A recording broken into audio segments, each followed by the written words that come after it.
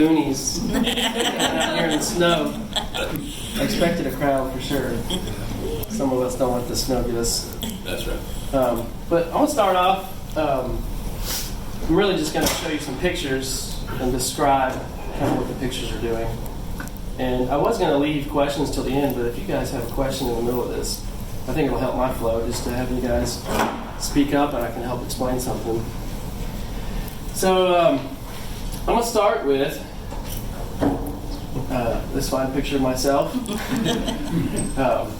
So a brief history of the guitar. Guitars have been around for many centuries. You guys probably know this. They've evolved. Here's 4 examples of older instruments. I think the stringed instrument that was kind of guitar shaped kind of started around maybe the 16th century, maybe a little bit sooner. They didn't have 6 strings until about probably the 17th century, and they didn't have steel strings until about maybe the 18th century. So a lot of them were made with gut strings, and the intestines of the animal. I'm not sure what animal really. Maybe goats. I don't know. But I'm not really familiar with this first instrument right here. Can you see that pointer? I'm not sure about that first instrument. I've never seen one of those. But the next 3 are a little more familiar, especially the lute and the oud. They're very similar instruments, and they're multi-coursed instruments. And the course is 1 or 2 or 3 strings. On a piano, pianos are multi-coursed, where the bass strings have single strings. The center notes have 2 strings per note, and then the higher registers have 3 strings per note, and that gives it more of a choral sound. It's kind of like a mandolin. Mandolins have double course strings. And they were lightly built and not very loud. And the need for more projection than a louder instrument helped the evolution of the guitar. And in like concert settings, they used to be used more so as a solo instrument and as an accompaniment, mainly just to a singer. And once other concert instruments started getting louder, the need for the guitar to get louder just arose. So you can see this is the modern guitar here we all know today. And guitars can be made out of many different things, and in today's world, there's a big standard to the guitar, and the shape, and the functionality of it. But artists and builders have proved that you can really build a guitar out of anything. And this is an example of a fiddle that I'm building that's based around an alligator skull. And it's an electric instrument, there's no acoustic quality to it, but it's just to show an example that you can really build a guitar out of anything. People are making guitars out of it. If you're on the internet much, people are building anything and everything out of, I'm gonna use this example, oodles and noodles. Ramen noodles, they cast them into resin, and then you can cut any shape you want out of it. It's pretty fun. Look it up. You can see it. So the guitar building process, it really starts in my mind. I like to daydream and think of different designs and shapes. And once I get those shapes down, get it drawn out on paper, I pick out wood, and I think about what I want the guitar to look like and how I want it to feel and sound. And so these are a couple examples of wood before it goes to the mill. And over on the left is an extreme example. This is bobinga, and it's an example of rosewood. It comes from Africa. And you can see how big the trees are with this person in the picture. And over here is a miniature example, and that stump's probably about maybe 1.5 feet high. And this tree is from Boone, and it's an example of spalted maple. And this is right before I milled it. So here's an example of some redwood that I bought from California. It was salvaged from the forest, and a lot of my woods come from salvage, fallen trees from windfall, or trees that need to be cut down because they're endangering a scenario. And this is redwood that I've just milled to make arch tops. And redwood's good tone wood, and it makes a really good acoustic top. But I've milled these into little wedges, so I can carve them into archtop guitars. And so this is an example of the stump that you just saw milled into lumber, and you can see the inside of it now. And you can see this is book matched, and that's where you take a piece of wood and you slice it in half, and basically it's like when you cut two pieces of bread, both halves look identical, pretty much. And all those black lines are spalt. It's a fungus that grows out of the ground. There's a few different examples of spalt. There's these black lines, the white lines, and there's a blue spalt too. I don't see any in this picture. And so this is 3 examples of the same board. You can see how they change from one end to the other. I believe that this first one was the top end of the board, the second one was the center of the board, and so on. And you can see just how much variation you can get in 3 different pieces of wood from the same board. This is a piece of maple that was reclaimed out of a barn. It was actually a piece of shelving that was in a barn for probably about 20 years, and the lady was cleaning out her barn and knew that I built guitars and saw that there was some figure in it, called me and asked me if I wanted it, so I went and bought a couple of them, and this is what it looks like on the inside. And you can see that this old weathered board turns into a beautiful piece of figured maple, and it made a beautiful guitar. I think I'm not sure, but this might be Mike McKee's guitar. That was familiar. And here's another example of some reclaimed lumber. I use a lot of reclaimed lumber because it's just fun. It's got a story. It's got history. This, I don't believe I've used this piece yet, but I like to glue them together and draw out a pattern on them, and let it. One day I'll wake up and I'll say, "Hey, I want to use that board, build a guitar out of it." So we're getting into the design process and the milling process of the actual guitar parts. This right here is the start of a pattern that I'm building to route out the inside of an electric guitar. And it starts out, I draw it out full scale, then I cut out all these inside parts, and leave the bulk of the rest of the pattern, and the wood gets screwed down to that board, and I hollow out the inside to lose a lot of weight. Question? In this day and age, are you still using old-fashioned French curves to produce your curves, or are you using Adobe Illustrator, or how are you getting these curves? I do it all by hand. You're doing these freehand? Yeah, I do it all by hand. I use some French curve. I have this fun little ruler that's flexible. Yes, I know those. Yeah. Those are so fun, and they make the easiest way to just adjust your curve to be exactly what you want. And I typically build one half of the guitar, or draw out one half of the guitar, cut that out, and then retrace it on the other half to get a symmetrical body. Okay. And then once the symmetrical body's drawn out, I'll work on this cutaway right here and get that looking the way I want it. But it's all done by hand. I use a lot of little circle templates, and sometimes a French curve, straight edges. So this is after I've cut it out. So when I route the body out, I'll screw this template to the body, and then I'll route those hollowed out areas. And then the template on the left is the actual outside shape of the guitar. And here is a drawing of that same guitar. And so I like to start out, once I've got it all worked out in my brain, I like to draw it on paper. And that helps me see it full scale without having investing in any wood. and also lets me know if all the parts are going to function properly, and if I get the the angle of the neck has to be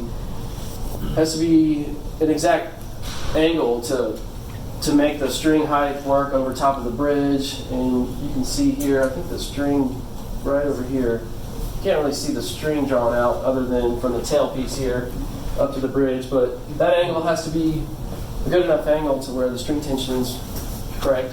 And so then, like the bridge, I notice everything's so symmetrical, but then the bridge is like just off. Good question.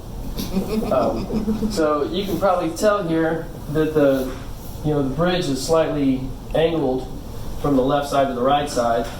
That's to help with the intonation of the strings, and the intonation has to do with the string length. And so typically the treble end of the guitar strings are shorter than the bass end of the guitar strings, and it's usually about an 1/8 inch difference. And so we angle this bridge just a little bit to compensate for that, to give yourself more adjustment. And there's on these types of bridges, there's little adjustable saddles, so we can dial that in. That is a left-handed guitar, so the bass string is closer to you. It is. This is drawn out left-handed, and being left-handed, just because I'm the one drawing it, I like to draw left-handed. Follow up to that, Chris. Would you always draw the guitars left-handed and then just reverse the image? Yes. For the right-handed guitar? Yes. I won't reverse the image, but I'll just turn my templates over when I'm cutting them out. Yeah. What are those rollers in the corner? Oh, wait. Let's see. So, good question. Those are clamps. They're called spool clamps, and that is for clamping a top to a body. And it, like you clamp them. There's like I think 30 of those, and they fit tight right next to each other all the way around the profile of the body, or the perimeter of the body. And so here's another, just a larger picture of that drawing. And over on the left there, you can see where I've routed out the body blank. And I like to leave the excess of the wood on the block before I cut out the profile. That gives me a place to screw the templates down. You can kind of see, let's see, right in that area where I screw the template to the block. And that just gives me a place to attach the templates. And then I use that template on the left to trace the body out and cut it. So there's a closer example. And then this is an example of how I joint two pieces of wood together for a top and sometimes a body. And I use this for electrics and acoustics when it's a thin top. This is the top, the Willage bass. And it's an ancient method. I don't know how long it's been around, but it's people have been joining wood together with this method. I don't know if it has a name, but basically you just crisscross all this cord across some stays, and then shove some wedges in there, and it pulls all the cords tight and puts tension on the cord and helps hold the board flat while the glue is dry. And here's another example of some figured redwood from California, and it's after I've jointed it and traced a pattern on there. That may or may not be the guitar that gets built, but it's fun to trace those patterns onto the board to help me see what the inside shape is going to be. And here's another example. This is a piece of figured walnut that I've just chalked out the line just to give me an example of what the inside shape's going to, or inside pattern of the figure is going to look like. And on the left is a sketched out idea of this guitar that I was going to build.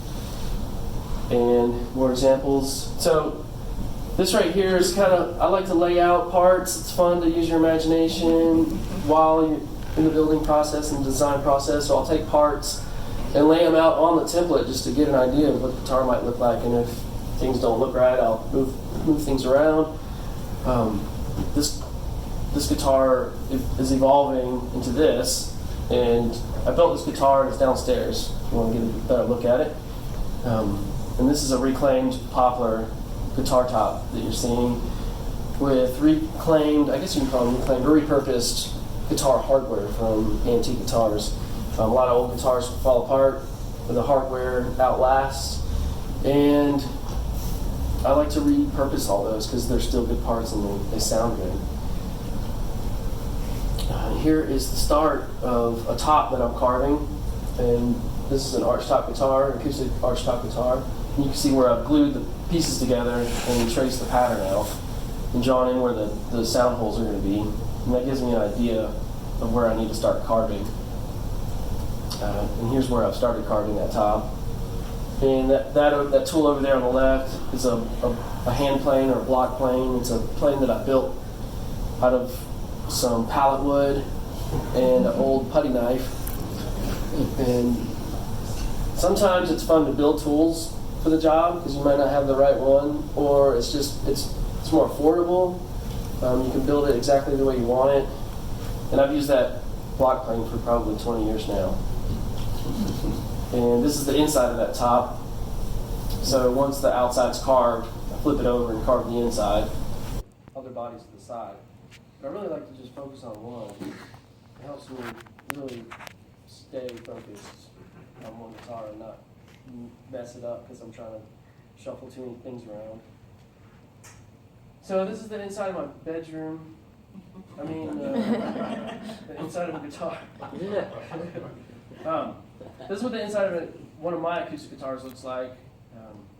This is that maple that you saw, and it was that piece of barnwood shelving. And you can see that funny shape, C-shaped block is the heel block, and that's where the upper section of it is the fingerboard extension. And the little slot right there is where I access the truss rod. You guys know what a truss rod is? Anybody knows what a truss rod is? Okay. If you don't, let me know. I'll tell you all about it. And this is the inside of my living room. This is the Archtop guitar that you saw me working on, and it's just an example of what the inside looks like. There's a saw curve. These curved linings right here help add just surface area to glue the top and back on.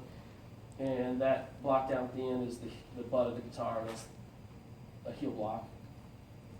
So this is another shot of that Archtop guitar. So what's that thing around it? Oh. So that is the form that I've built. Acoustic guitars are built in forms, and that helps hold the body together, the sides, while you glue the top and back on. Without that, it would be nearly impossible to get your guitar to stay exactly where you want it while you glue the top and back on. So the sides live in this form basically from the time they're bent till the time the top and the back are glued on. So just going off that, so you said how long is it in the form, like generally, and like how do you bend the side? Is that one piece of wood that the whole side of the guitar is made out of? Good question. I bend two symmetrical sides in a bending machine, and I was going to bring it, but it was so snowy out, and I didn't. It's a machine that the form of the guitar is put into this machine, and then it has a heat blanket. And it heats up the wood and essentially steam. It's like a steam bending machine. Because the wood's wet. You damp it just a little bit, and that helps the heat will basically boil the wood, steam it into the fibers of the wood, and help soften it up. And then I bend two halves, stick it in the form, cut the ends, and glue those two end blocks on, basically. And it lives in there, I'd say it's going to be in there for a week. And then the thing looks kind of like a zipper. Yes, that's these right here. Yeah. Yeah, that's the curved lining, and that's what I was saying, adds surface area to glue the top and back on. Because if those weren't there, you'd only have this real thin, less than an eighth of an inch side to glue the top and back on. And this example right here is me gluing the binding on, and the binding goes around the edge. It helps make the edges stronger, gives you kind of like a bumper essentially, and it's beautiful. It adds just character to the guitar, an accent. Sometimes they're contrasting woods like this maple and mahogany, and sometimes it's a less contrasting wood, but it's typically a hardwood, and it can take a bump and it adds beauty to the instrument. And this is the end graft, and that is basically another it's not necessary, it's to add beauty to the instrument. There's no structural reason for it, but it gives you a place to run these miters right here. And the black and white lines right here, it's called purfling, and it just adds beauty and character to the instrument. So here is where I'm cutting out sound holes. This is a template, and a routing template, and I basically draw out the pattern, draw out the shape onto the pattern. It's a little bit larger than the actual hole, and I use, let's see if there's okay, it's not, I use a router to cut that out. Some people do it by hand. The old-fashioned way was to drill 2 holes to the top and bottom of the F-hole, and then use a coping saw to cut the rest out. And a lot of people still do that. And I've done it before, but it's fun. The sound holes are cut out, and these are tone bars. Those 2 almost parallel braces that you see there. They add a little bit of strength to the top, and they also help displace the vibrations of the strings from the bridge down into the body. So we call them tone bars, more so than braces. What do you make the tone bars out of? What kind of wood? For a spruce instrument, typically you make them out of spruce. So it's softer. A soft wood does. Yeah, it's softer and it's got a lot of tensile strength, and it's typically made out of the same. I think I used a different. The top right here is European spruce, and I only had enough to make that top. Barely had enough to make that top, and so I think I used red spruce for the braces. But a lot of times you. What? Oh, no, finish what you're saying. Okay. A lot of times I use the same, like if I'm using a Sitka spruce for the top, I'll use Sitka spruce for the bracing, but there's no standard one way. Depends on if you want to work with your tone. I know the Sitka spruce better than I do any other spruce, so I stick with it. So why is it important to have a softer wood on the top, or do you typically have the tops of the instruments a softer wood than the sides or the back or anything? So typically the body and sides are made out of a harder wood, and the tops are made out of a softer wood. This because the tops need to vibrate, and you want the vibrations from the strings to transfer into the top. So you use the softer wood to help with the vibration transfer, essentially.